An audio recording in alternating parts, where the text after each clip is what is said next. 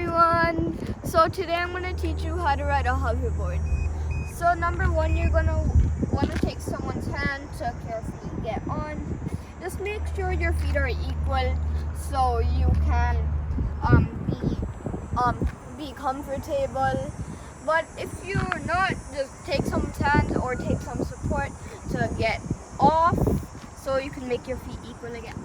Step two, you want to go a little ahead by leaning forward, and then same to go back. Just be a little careful so you don't hit your head or fall backwards. Step three, you want to lean a little this way, a little wherever you want to turn. You're gonna want to lean that way to turn. Same for the other side. And then that's basically it. So once you got the hang, you're gonna be basically like this.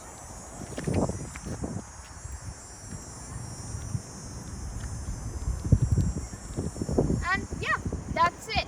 Like and subscribe the video and hit that bell down there so if there are any more videos coming up, you can, check that out. Bye!